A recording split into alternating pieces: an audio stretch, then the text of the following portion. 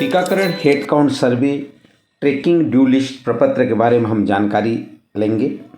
आज मुख्य रूप से पूर्व के वीडियो में हमने बताया था कि किस तरह से हेड काउंट सर्वे 0 फॉर्मेट, हेड काउंट सर्वे 1, 2, 3, 3A इन तमाम चीज़ों को मिला करके हम कैसे एक फॉर्मेट तैयार किए हैं, उसी एक फॉर्मेट पर हम आज बात करेंगे।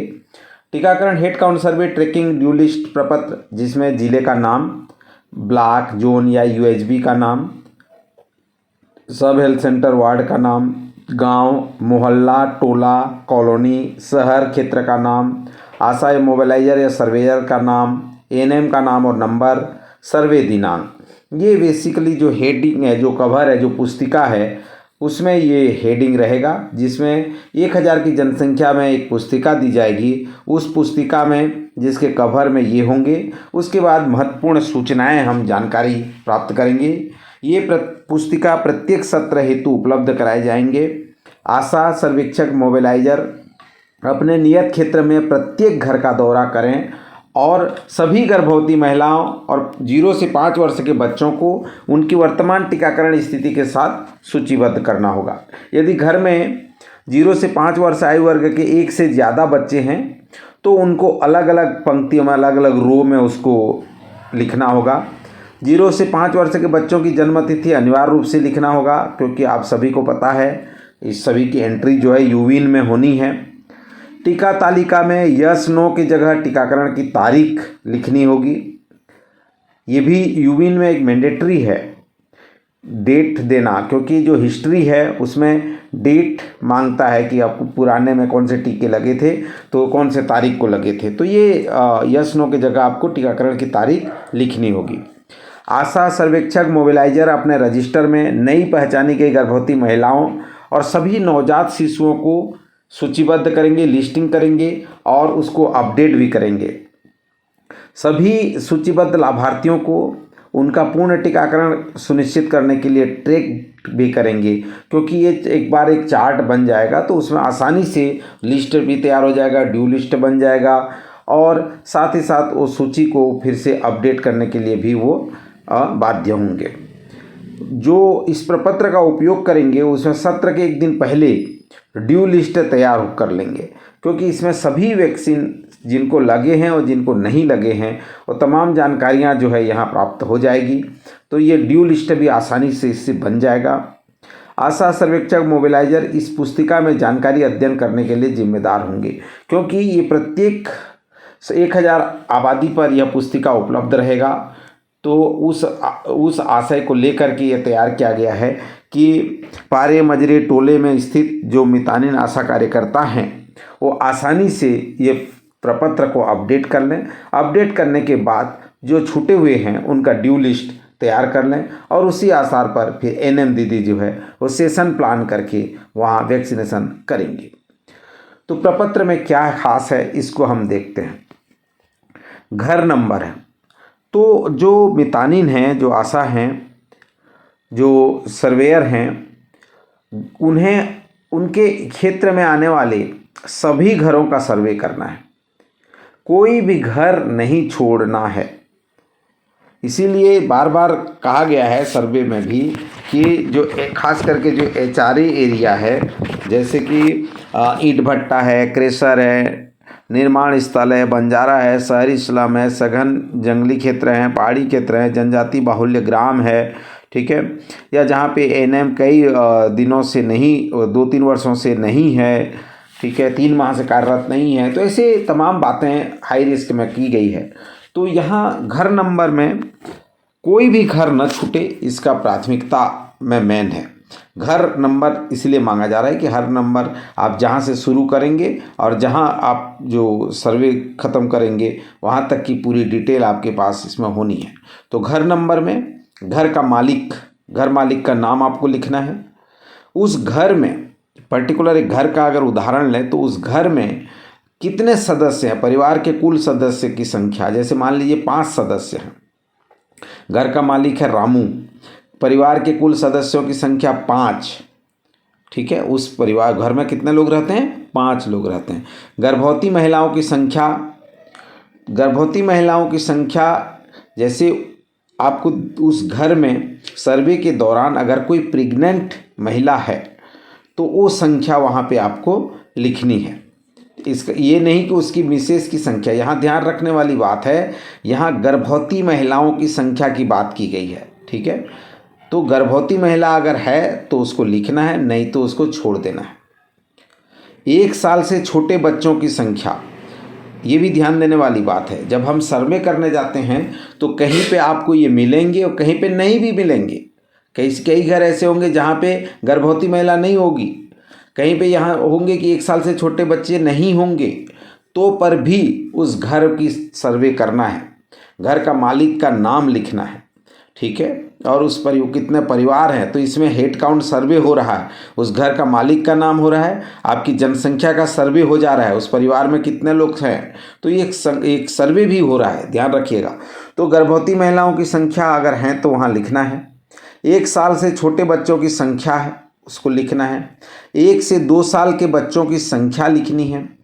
2 से 5 वर्षों के बच्चों की संख्या लिखनी है। अब उसके बाद गर्भवती महिला का नाम, इनमें जो संख्या है, जैसे 1 साल से छोटे बच्चों की संख्या मान लीजिए आप 2 करते हैं तो आने वाले आगे कॉलम में वो 2 का आपको डाउन द लाइन जो नीचे रो बने हुए हैं उस 2 का आपको नीचे रो में आपको नाम और जानकारी लिखना पड़ेगा। गर्भवती महिला अगर आपने यहाँ पे संख्या 1 डाला है तो उस रो में गर्भवती महिला का डिटेल आएगा। एक रो में गर्भवती महिला का नाम, गर्भवती माता का मोबाइल नंबर या पति का मोबाइल नंबर और गर्भवती महिला की जन्म तारीख और उसकी आयु कितने उस वर्ष हो चुकी है। यहाँ पे दोनों जानकारी मांगी है, जन्म तारीख भी मांगा है और आयु भी मांगा है। उसके बाद आ जाता है गर्भवती महिला के लिए TD1 ड्यू है, TD2 ड्यू है या TD बूस्टर है। ये तीनों वैक्सीनेशन गर्भवती महिला के लिए लगता है। ठीक है, किसी का TD1 छूटा होगा तो किसी का TD2 या किसी का TD बूस्टर। तो ये तीनों चीज़ें जो है अगर लगे हुए हैं तो उसको भी लिखना है। ठीक है, तो कहने का तात्पर्य यह हुआ कि एक रो में अगर आप देखेंगे तो एक रो में एक जानकारी जो है भरी जाएगी और बाकी जो जैसे 1 से ज़्यादा बच्चे हैं तो अलग अलग पंक्तियों में उनकी जानकारियाँ जो है भरी जाएगी। तो हमने अभी देखा कि गर्भवती माता का ये जानकारी हम अभी देख रहे थे। ठीक है, गर्भवती महिलाओं की संख्या 1 डालते हैं तो उसका नाम, उनका मोबाइल नंबर, गर्भवती महिला का जन्म तारीख, आयु और कौन सा टीका उसको लगे। ठीक है, दूसरा है लाभार्थी बच्चे का नाम। यहाँ आप देखिए, मैंने जैसे पहले ही कहा कि ये जो रो है, मान लीजिए 2 बच्चे हैं तो 2 रो में लिखेंगे, अलग अलग रो में आपको भरना होगा। मतलब एक परिवार की जानकारी वहाँ पे अगर गर्भवती महिला भी है, बच्चे भी हैं तो उनके लिए पृथक पृथक रो का उपयोग करके उस परिवार का पूरा ब्यौरा आपको भरना है, तभी दूसरे परिवार में, दूसरे घर में जाना है। जैसे मैंने रामू का उदाहरण दिया, 5 वहाँ सदस्य हैं तो मुखिया के साथ पत्नी और 3 बच्चे हैं। तो आप तो मुखिया का नाम लिखा, गर्भवती महिला तो उसका नाम लिखा और 2 उनके सास ससुर हैं और एक छोटा बच्चा है। तो इस तरह से वहाँ संख्या में तो पूरे आ जाएंगे, लेकिन छोटे बच्चे की जानकारी इस जो कॉलम अभी दिख रहा है 0 से 5 साल वाले, वहाँ पे आएगा। लाभार्थी बच्चे का नाम वहाँ पे लिखना है। 0 से 5 साल का बच्चे की जो बात की गई है यहाँ पे, चाहे वो 1 साल का बच्चा हो, 2 साल का बच्चा हो, 3 साल का बच्चा हो, 4 साल का बच्चा हो, 5 साल का बच्चा हो, वहाँ तमाम उन बच्चों का नाम आएगा। यहाँ जो रो, पहला रो दिख रहा है यहाँ पे नाम आएगा। 2 बच्चे हैं तो दूसरा, 3 बच्चे हैं तो 3, 4, 5 बच्चे, तो आपके ये पूरे एक एक रो में अलग अलग आपको यहाँ पे नाम लिखने होंगे। उसी प्रकार बच्चे की जन्म तारीख लिखना है, उनका लिंग लिखना है, मेल है कि फीमेल है, और जन्म के समय जो BCG, OPV 0, हेपेटाइटिस B जो टीके उनको लगे हुए हैं वो आपको लिखना है। 1 से जो 6 सप्ताह वाला जो 1.5 महीने की जो बात करते हैं, जो 1.5 महीने में जो टीका लगते हैं, OPV 1, रोटा 1, FIPV 1, PCV 1, पेंटा 1, ये टीके उनको लगे हैं नहीं लगे हैं। 2.5 महीने वाला जो 10 सप्ताह का है OPV2 और रोटा 2 और पेंटा 2 वो टीके कौन से लगे हैं नहीं लगे हैं, ये एक चार्ट जो है बन जाएगा, जिससे कि आगे आपको ड्यू लिस्ट में आसानी से ड्यू लिस्ट बनाने में आसान होगा कि इसको कौन सा टीका छूटा हुआ है। जैसे कोई बच्चा को कोई टीका छूटा हुआ है तो यहाँ आसानी से आप ट्रैक कर पाएंगे और उसके लिए NM दीदी के साथ सेशन प्लान कर पाएंगे। ये चूँकि 0 से 5 साल के बच्चे तक का है, तो अब नेक्स्ट शीट में हम देखेंगे जहाँ 3.5 माह अर्थात 14 सप्ताह में जो OPV3 है, रोटा 3 है, FIVB2, PCV2 और पेंटा 3 ये जो टीके लगते हैं वो आप उनमें से कौन सा लगा है या नहीं लगा है वो आप यहाँ से, क्योंकि जो लगे हैं उसको आप लिखते जाएंगे और ख़ास करके डेट मेंशन करने से आसानी होगा। कौन से उनके MCP कार्ड देखिए, MCP कार्ड देख करके उनका डेट यहाँ पे मेंशन करते जाइए कि कौन से तारीख को कौन सा टीका लगा है, क्योंकि जो टीके लगे हैं उन टीकों का जब हम यूविन में एंट्री करेंगे तो वहाँ पे डेट भी हमको देने होंगे। तो इस स्थिति में उनका डेट हमको ले लें तो बहुत आसान होगा कि कौन से तारीख को कौन सा टीका उनको लगा हुआ है और कौन सा टीका ड्यू है। उसी प्रकार 9 माह के बच्चों के लिए FIPV3, MR1, JE1, PCV-B जो बूस्टर डोज है वो आपको 9 माह में लगानी है और 16 से 24 माह में OPV-B, MR2, JE2 और DPT-B1 ये टीके लगने हैं और 5 साल में DPT बूस्टर। तो इस प्रकार आप जो हमने ड्यू लिस्ट और उसमें बता रहे थे SC1, हेड काउंट सर्वे 1, हेड काउंट सर्वे 2, हेड काउंट सर्वे 3, हेड काउंट सर्वे 3A, ये तीनों प्रपत्र को हमने एक करके कोलैब किया है। यहाँ आप जब देखेंगे तो जो लाभार्थी बच्चे हैं उनका उस परिवार का पूरा घर मालिक का नाम, परिवार के सदस्यों का डिटेल और गर्भवती महिला अगर हैं तो उनका डिटेल और बच्चे हैं तो उनका डिटेल पूरा एक प्रपत्र में वो भर के आ जाएगा। अर्थात ये हेड काउंट सर्वे एक एक घर के परिवार के हर सदस्यों की जानकारी जो है इस पुस्तिका में आ जाएगी। जो यह पुस्तिका प्रत्येक 1000 के आबादी पर एक उपलब्ध कराई जा रही है, जिसमें ये आसानी से समझ में आ जाएगा। यहाँ 3 चीज़ें हो रही है। पहला, परिवार का जानकारी संलग्न हो रहा है, घर का कितने घर हैं। दूसरा, ये जानकारी संलग्न हो रहा है कि उस घर में कितने सदस्य हैं, अर्थात पॉपुलेशन का भर हो रहा है।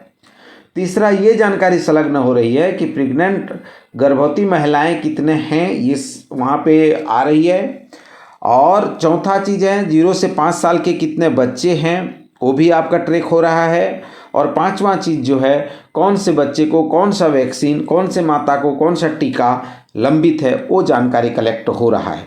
तो एक साथ जो है एक ही प्रपत्र में ये पूरे जो IMI के दौरान जो लंबित हैं, जो IMI के दौरान जो छूटे हुए जो टीके हैं वो आसानी से ट्रैक हो जाएंगे। तो इस प्रकार जो हेड काउंट सर्वे के जो प्रपत्र हैं और आने वाले शिशु संरक्षण माह में भी, जैसे हम शिशु संरक्षण माह करते हैं तो उस समय जब विटामिन पिलाते हैं तो उस समय भी हम जो है टीकाकरण पे विशेष फोकस रखते हैं। माह भर जो है हम अभियान चला करके जो ड्यू बच्चे हैं उन तमाम बच्चों को हम टीका लगाते हैं।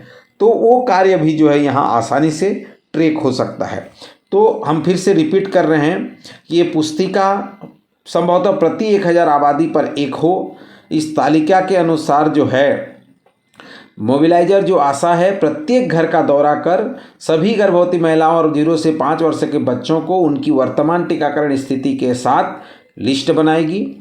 घर में 0 से 5 वर्ष आयु वर्ग से एक या एक से अधिक बच्चे हैं तो उनके लिए अलग अलग रो में लिखेगी। 0 से 5 वर्ष के बच्चों की जन्म तिथि अनिवार्य रूप से ट्रैकिंग करेगी।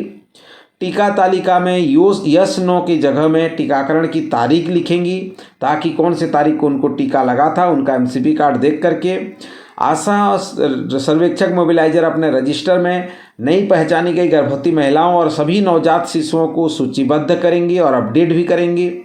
सूचीबद्ध सभी लाभार्थियों को उनका पूर्ण टीकाकरण भी करेंगी और ट्रैकिंग करेगी, मोबिलाइज करेगी, उनको सत्र में लाने के लिए करेगी। इस प्रपत्र का उपयोग सत्र के एक दिन पहले ड्यू लिस्ट बनाने के लिए भी करेगी। इसमें से जो छूटे हुए लिस्ट में से जो निकल के आएंगे वो ड्यू लिस्ट के रूप में होंगे। वो ड्यू लिस्ट के अनुसार उनको वैक्सीनेशन सेशन साइट में वो लेके आएगी। इस तरह से ये पुस्तिका अद्यतन करने की जिम्मेदारी भी आशा सर्वेक्षक मोबिलाइजर की है। तो ये बहुत आसानी से ये ट्रैकिंग की प्रोफार्मा बनी हुई है। इस ट्रैकिंग प्रोफार्मा के अनुसार अपने अपने क्षेत्र में जो घर हैं, आंगनबाड़ी हैं, वो तमाम जो हमारे स्वास्थ्य के क्षेत्र में जुड़े हुए हैं, आसानी से इस प्रपत्र का उपयोग करके टीकाकरण सुदृढ़ीकरण में भागीदारी बन सकते हैं और एक टीकाकरण प्रोग्राम को बेहतर तरीके से अमली जामा पहना सकते हैं। तो बनिए मेरे साथ, आगे हम देखेंगे हम इसके जो मैक्रो प्लान है, हम इसकी प्लानिंग कैसे करेंगे, सब सेंटर लेवल का मैक्रो प्लान, ब्लॉक का मैक्रो प्लान कैसे हम तैयार करेंगे, रिपोर्टिंग कैसे करेंगे, उन तमाम बातों को हम आगे आपको बताने का प्रयास करेंगे। बनिए मेरे साथ और देखिए निशा मणि मोटिवेशनल स्पीकर। आप सभी का बहुत बहुत धन्यवाद।